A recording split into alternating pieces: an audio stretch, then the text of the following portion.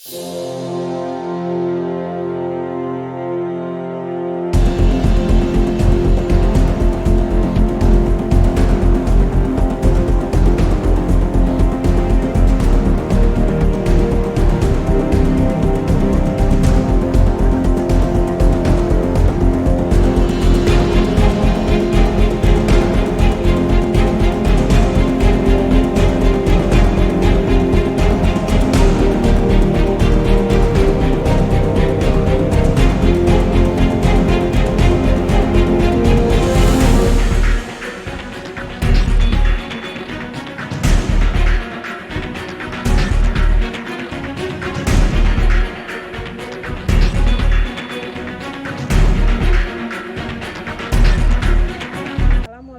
warahmatullahi wabarakatuh. Perkenalkan, saya Yuli Sylvia, mahasiswa PPG dalam jabatan kategori 1 gelombang 2 tahun 2022 di LPTK Universitas Negeri Malang.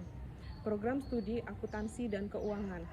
Pada hari ini, Senin 12 Juni 2023, saya akan melaksanakan praktik pembelajaran di SMK Negeri 1 Kelabang dengan materi kas kecil guna memenuhi penilaian uji kinerja. Wassalamualaikum warahmatullahi wabarakatuh.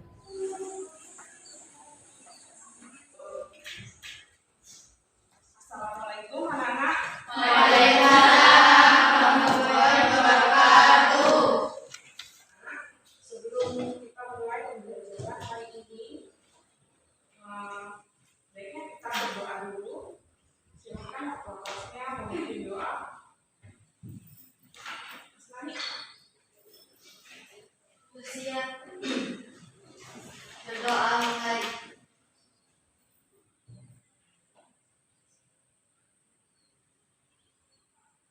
Selesai. Baik anak-anak, sebelum kita ke materi pembelajaran, saya absen terlebih dahulu.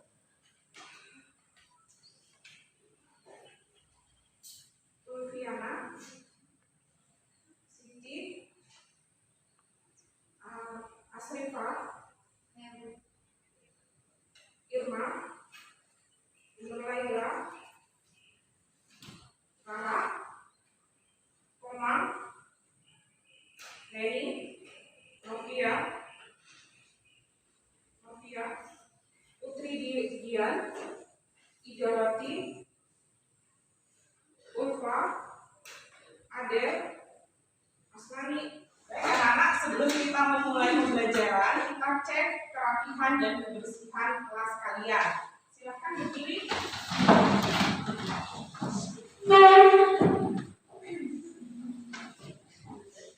Lihat di sekelilingnya kalian apakah masih ada sampah. Kalau ada sampah silakan dibuang duluan.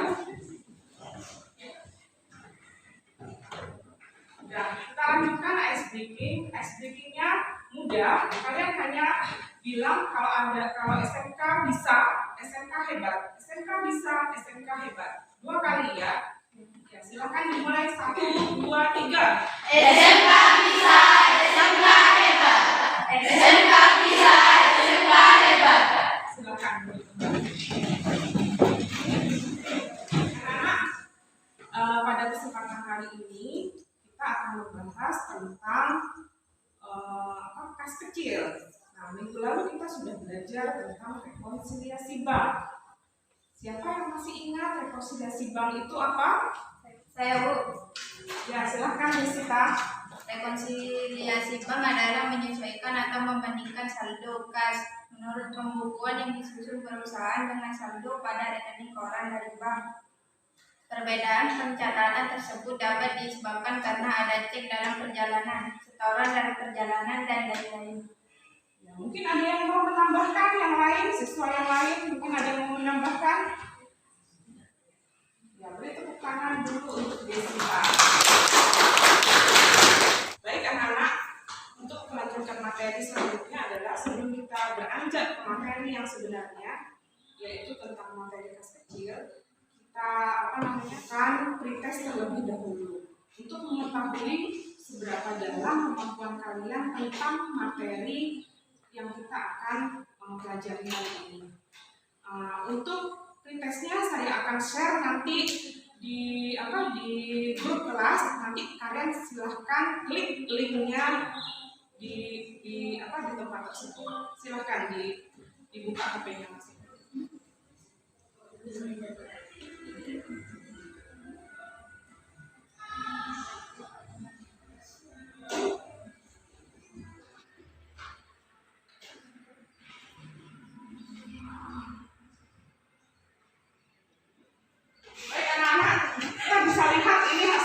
Dari pengerjaan tugas kalian, kalau saya lihat di sini nilai yang tertinggi itu nilainya Asnani dan Idawati 80 nilainya. 80 nilainya. Nah, baik anak-anak, ini hanya gambaran awal kalian dalam mengikuti pembelajaran hari ini. Nanti kita akan membahas lebih jauh. Ini baru gambaran awalnya saja, karena kalian belum mempelajari kan ya. Nah, saya hanya ingin tahu kalian sejauh mana tentang materi kas kecil ini. Kita akan masuk ke materi yang sebenarnya tentang kas kecil. Saya akan buka nanti di Google Chrome-nya. Baik anak-anak, pada pertemuan kali ini kita akan membahas tentang pencatatan kas kecil. Nah, tujuan pembelajaran kita hari ini adalah nanti kalian bisa menganalisis kas kecil dengan metode dana tetap dan tidak tetap, juga bisa mencatat nanti kas kecil itu dengan metode dana tetap dan tidak tetap. Baik anak-anak, jika sudah bisa mengakses lewat link yang sudah ada, scan barcode yang sudah ada, kalian bisa membaca langsung dari HP kalian masing-masing. Jika tidak bisa, silakan dilihat di layar depan sambil saya menjelaskan. Baik, materi hari ini adalah materi dana kas kecil. Pengertian dana kas kecil adalah uang kas yang disediakan untuk membayar pengeluaran-pengeluaran yang jumlahnya relatif kecil yang tidak otomatis bila dibayar menggunakan cek. Jadi di sini perusahaan biasanya kan kalau membayar sesuatu itu pakainya pakai cek, semua pakai cek. Tapi untuk dana kas kecil ini adalah untuk pembayaran atau pembelian barang yang relatif kecil. Jadi tidak mungkin bayarnya pakai cek. Contohnya adalah misalnya kita mau beli materai harganya berapa sih? 10.000. Masa bayarnya pakai cek? Kan tidak mungkin kan ya? Kamu beli ATK, misalnya beli pensil harganya misalnya satu pak misalnya 20.000. Kamu bayar pakai cek? Mungkin tidak. Kan tidak mungkin juga kan ya. Terus kamu misalnya mau beli ATK yang lainnya, misalnya perlengkapan kantor, kertas, kemudian apalagi yang sering dipakai, misalnya tinta printer yang harganya cuma misalnya 100 ribuan, apakah bayar pakai cek? Kan tidak mungkin. Nah, di sini jadi semua yang tidak bisa, jadi barang-barang yang kecil-kecil itu kita tidak mungkin memakai dengan bayarnya pakai cek, karena perusahaan-perusahaan besar itu umumnya pembayarannya semua dilakukan dengan memakai cek. Tetapi untuk pembelian-pembelian yang relatif kecil kita tidak mungkin pakai cek, karena ya tidak mungkin ya, masa kita bayar misalnya bayar parkir, contohnya bayar parkir itu misalnya 1.000, masa kita bayarnya pakai cek? Kan tidak mungkin. Nah, jadi ada hal-hal yang tidak mungkin kita memakai cek, maka kita harus memakai dari yang namanya kas kecil. Kemudian yang kedua adalah fungsi utama kas kecil. Tadi kalian sudah tahu bahwa kas kecil itu disediakan untuk pembayaran yang relatif kecil yang tidak mungkin kita menggunakan cek. Jadi setelah kita pakai uang pakai uang tunai atau uang cash. Nah, di sini kita fungsi utama kas kecil yaitu menunjang efektivitas operasi perusahaan, karena tidak efektif apabila pengeluaran kas kecil dari perusahaan itu menggunakan cek. Jadi semua kas kecil, pengeluaran kas kecil perusahaan, contohnya tadi ada di matrai, di apa tadi? Pensil, APK itu ya, itu kita pakainya kas kecil atau katakanlah itu seperti uang tunai. Jadi kita tidak mungkin bayarnya itu pakai cek. Kalau perusahaan semua keluar masuknya barang itu pembayarannya pakainya biasanya pakai cek. Jadi kita mau beli barang bayarnya pakai cek. Kita mau beli sesuatu yang relatif besar, misalnya beli mesin, mau beli gedung baru, semua kita pakai cek. Tetapi untuk pengeluaran yang relatif kecil, misalnya mau beli pensil, beli pulpen, beli materai, beli apa lagi, beli ATK itu ya, bayar parkir, kita tidak mungkin memakai cek kan ya. Jadi kita pakainya yang namanya kas kecil. Nah, di sini ada prosedur pengelolaan dana kas kecil. Nah, di mana dana kas kecil itu pertama kas kecil itu dibentuk, kemudian kas kecil itu dibayar, pembayaran melalui kas kecil, kemudian kalau kas kecilnya habis, berarti kas kecil itu harus diisi kembali. Berarti dibentuk, dipakai, kemudian kas kecil itu diisi kembali kalau sudah habis. Nah, di sini ada dua pencatatan kas kecil.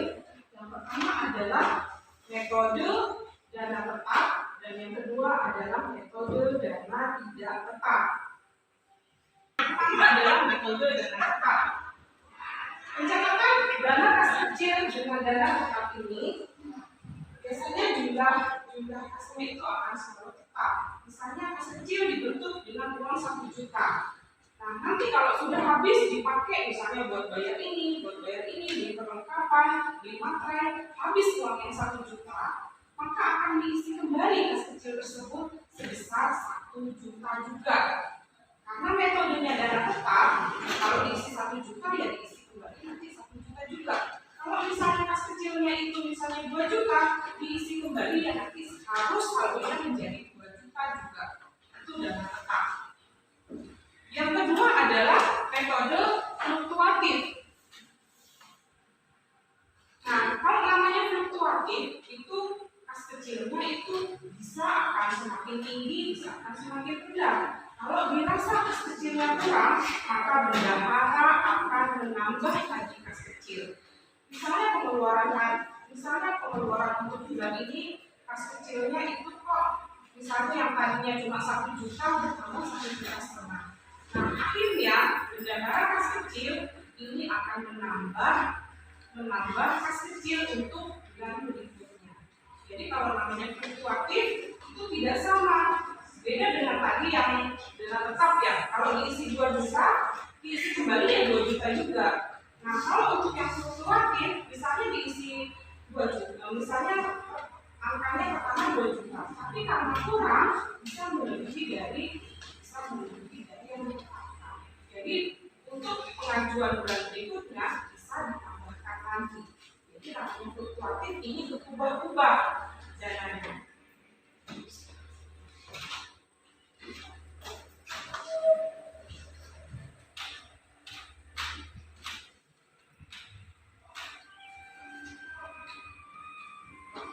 Ini adalah pencatatan dana kas kecil dengan metode dana tetap.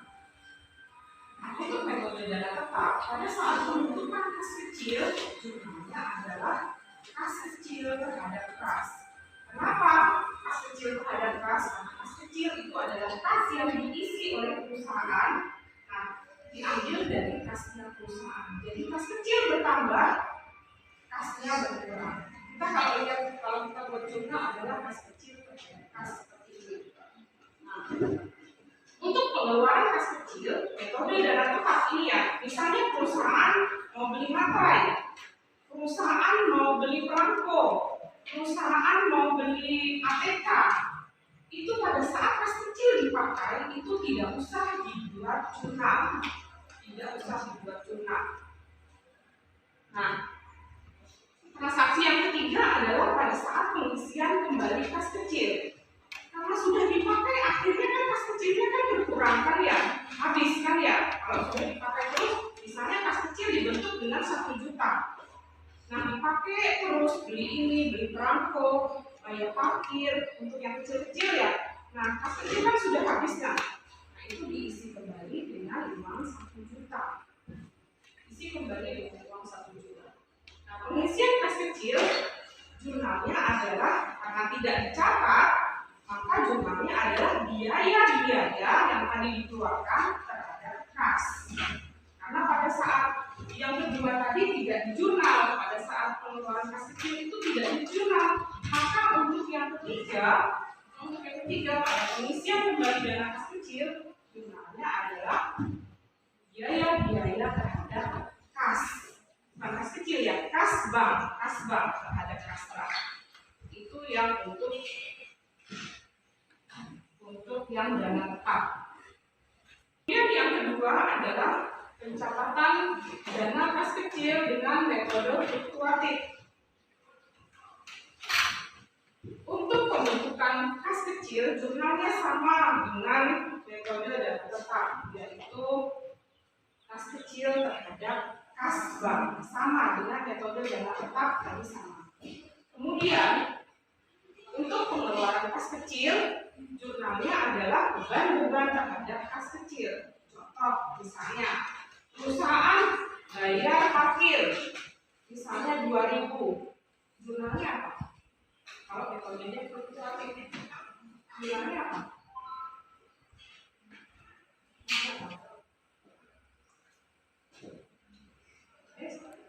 Beban parkir terhadap kas kecil. Beban parkir terhadap kas kecil.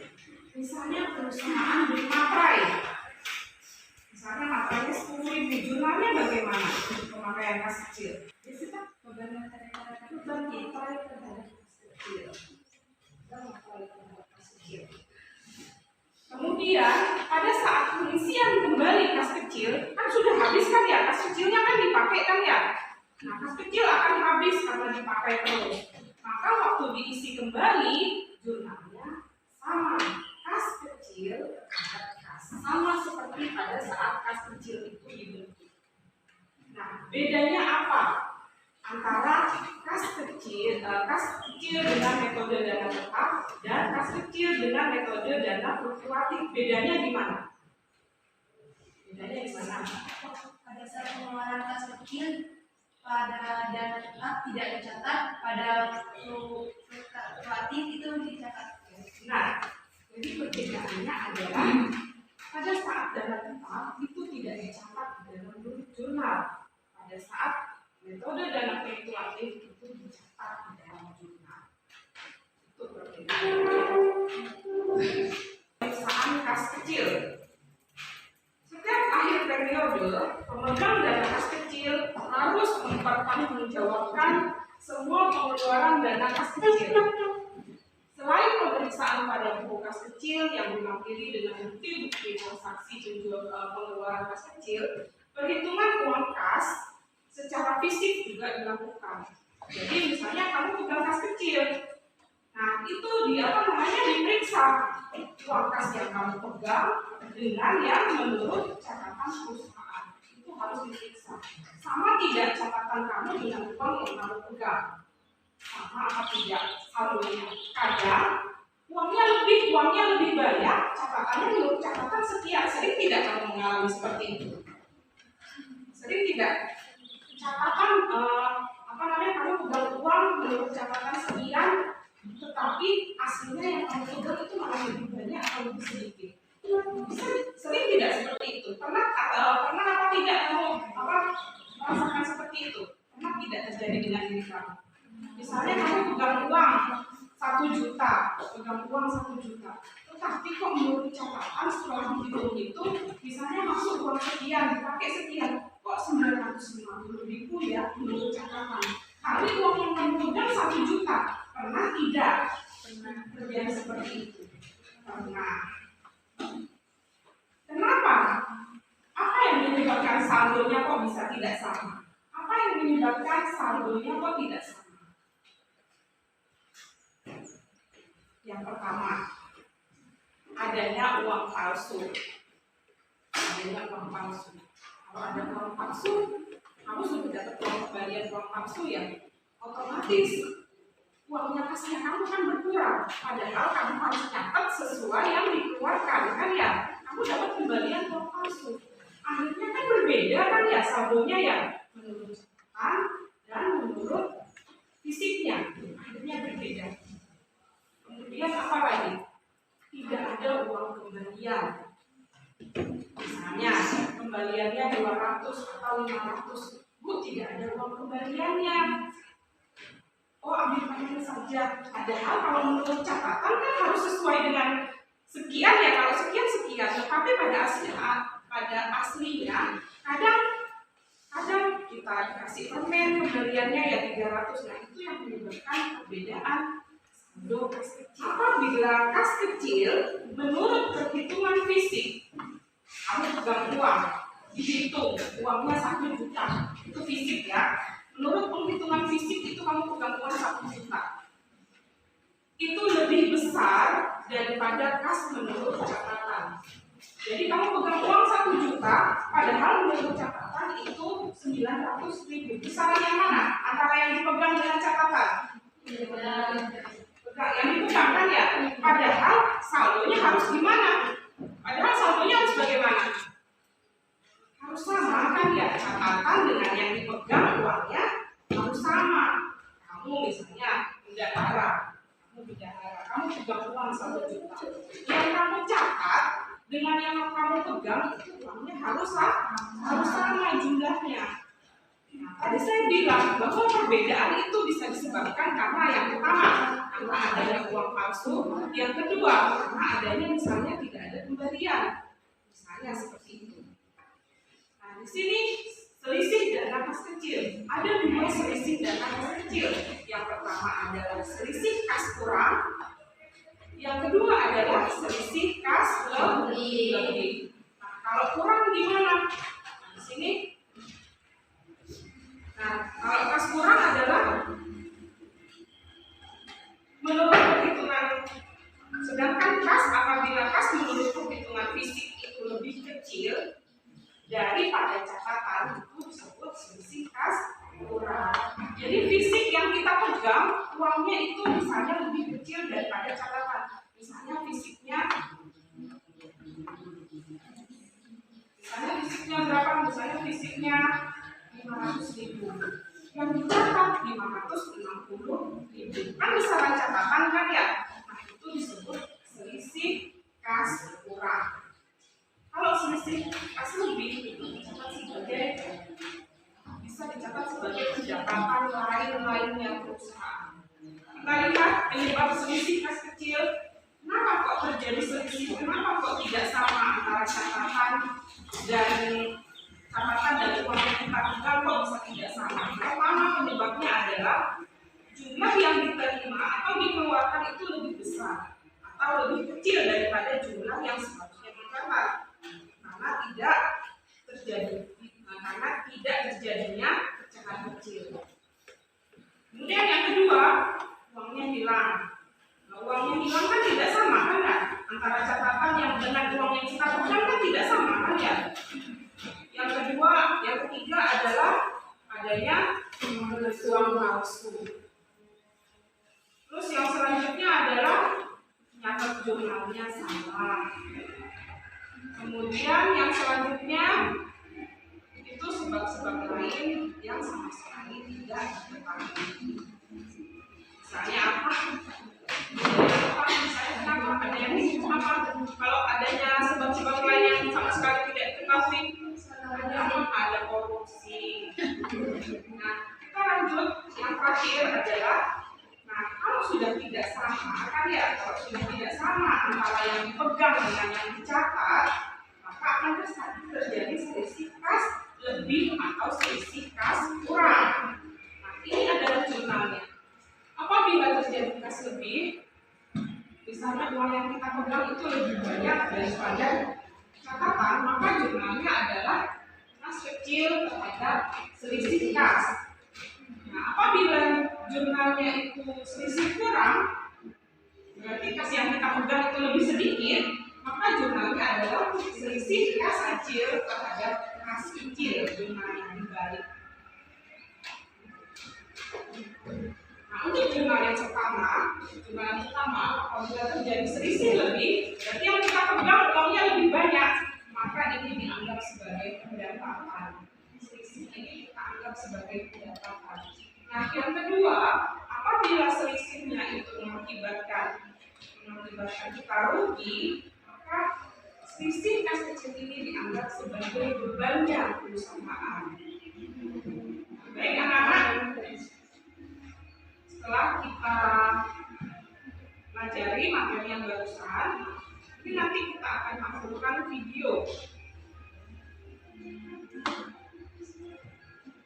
Videonya saya sudah buat dalam bentuk Word,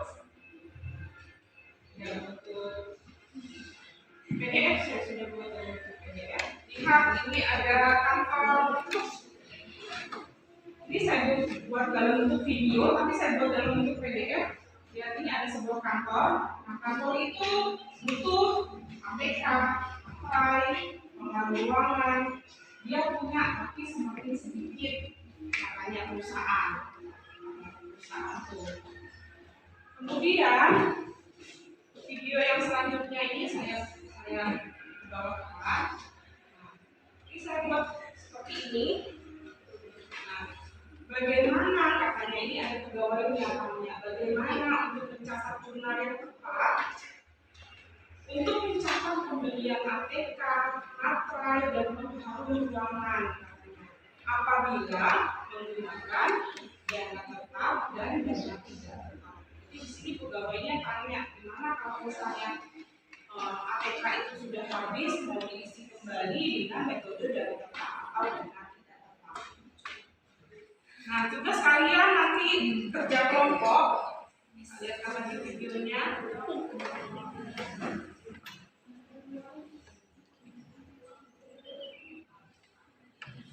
Nanti saya akan bagikan ya. KPD ini saya akan bagikan, kerjakan ke kelompok. Nanti kalian kerjakan di dalam ini. Ini materi yang pertama, ada pertanyaan di sini, nanti silakan dikerjakan per kelompok. Nanti per kelompok bisa maju nanti satu-satu. Oke, saya akan bagikan.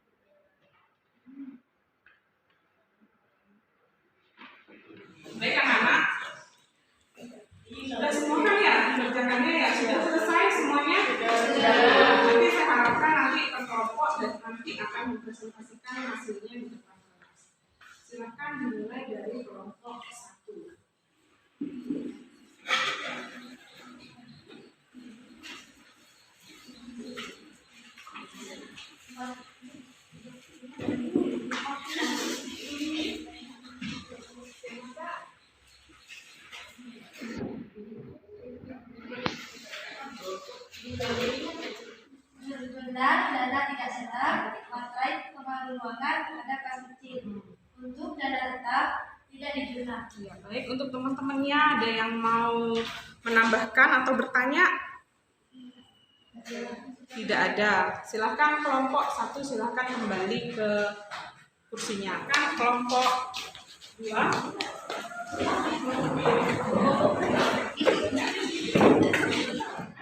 Assalamualaikum warahmatullahi wabarakatuh. Waalaikumsalam warahmatullahi wabarakatuh. A. Pembentukan kas kecil. Kas kecil terhadap kas nominal 1 juta 500. B. Pemakaian kas kecil. Denda kos 150.000, beban parkir 270.000, terhadap kas kecil 420.000. C. Pengisian kembali kas kecil. Kas kecil terhadap kas 1.080.000. Mungkin ada jawaban yang lain dari teman-temannya. Sama berarti ya jawabannya. Iya. Kan tutup salam. Assalamualaikum warahmatullahi wabarakatuh. Waalaikumsalam warahmatullahi wabarakatuh. Dana tetap tidak triliunan. Dana tidak tetap 4 Oktober perlengkapan kantor terhadap kas kecil 105.000. 5 Oktober beban parkir terhadap kas kecil 25.000. 6 Oktober beban telepon, beban listrik terhadap kas kecil. Beban telepon 53.000, beban listrik 50.000, kas kecil 103. Ya, mungkin dari kelompok lain ada yang ingin menambahkan atau ingin membetulkan atau ingin bagaimana, silakan ada dari kelompok lain. Kalau tidak ada pertanyaan, silakan. Sekian, Assalamualaikum warahmatullahi wabarakatuh. Waalaikumsalam warahmatullahi wabarakatuh. Waalaikumsalam warahmatullahi wabarakatuh. 470 dikurangi 250 sama dengan 220. Mencatat pengeluaran terlalu kecil 220. Saldo kas yang benar 1.470 ditambah 220 sama dengan 1.690. Mungkin teman-temannya ada yang mau membetulkan, apa ada yang jawaban yang salah atau bagaimana, atau ada tambahan dari teman-temannya. Tidak ada, silakan. Assalamualaikum warahmatullahi wabarakatuh. Waalaikumsalam warahmatullahi wabarakatuh. Nah, setelah tadi beberapa kelompok tadi yang sudah maju ke depan, kesimpulannya adalah bahwa kas kecil ini adalah kas yang mencatat pengeluaran yang kecil yang tidak bisa kita yang tidak bisa digunakan melalui kas bank. Jadi dipakainya dengan melalui kas kecil. Nah, di kas kecil ini ada 2 metode pencatatan, yaitu dengan metode dana tetap dan dana tidak tetap. Dua pencatatan ini masing-masing ada perbedaannya. Yang pertama adalah kalau metode dana tetap, dananya selalu tetap. Kalau misalnya ditetapkan kas kecil 120, ya nanti diisi kembali sebesar 120. Nah, untuk kas yang dengan dana tidak tetap, dengan metode pencatatan dana tidak tetap, itu diisinya tidak selalu tetap. Jadi bisa lebih kecil, bisa lebih besar. Nah, untuk selanjutnya, untuk meningkatkan pemahaman kalian tentang materi pada hari ini, nanti saya akan memberikan soal post-test kepada kalian. Silakan kalian persiapkan HP-nya masing-masing. Nanti saya akan kirim melalui link. Anak-anak, selanjutnya setelah kalian maju tadi satu persatu kelompok mengklasifikasikan hasil pekerjaan kalian ini, selanjutnya adalah kita akan membuat kesimpulan dari pembelajaran hari ini. Silakan, siapa yang mau memberi kesimpulan? Ya, silakan. Kas kecil adalah dana yang dipersiapkan perusahaan untuk membayar pengeluaran perusahaan yang relatif kecil dan tidak efisien jika dibayar menggunakan cek. Ada dua metode pencatatan. Satu, metode dana tetap, di mana saldo kas kecil selalu tetap dan tidak melakukan pencatatan saat terjadi transaksi. Dua, metode dana tidak tetap. Saldo kas kecil selalu berubah di mana saat terjadi transaksi langsung didapat dengan mengkredit akun kas kecil. Baik. Ada yang mau menambahkan teman-temannya yang lain? Baik, kalau tidak ada, kita akan melaju ke prospeknya. Silakan buka HP kalian masing-masing. Saya sudah sematkan linknya. Silakan dikerjakan.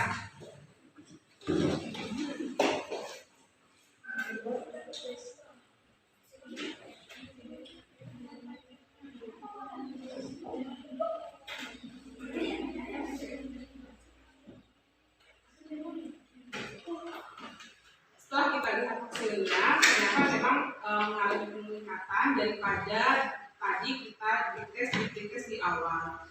Jadi di sini nilainya kalau kita lihat banyak mengalami peningkatan ketimbang yang soal yang waktu pretest sebelum kalian dapat pengetahuan di awal.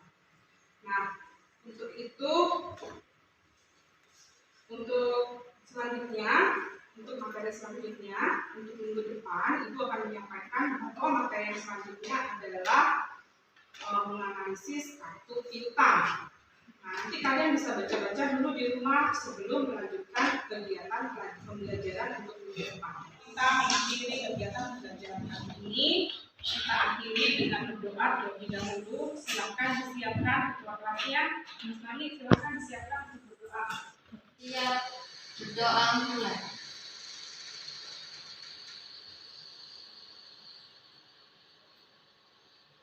Selesai.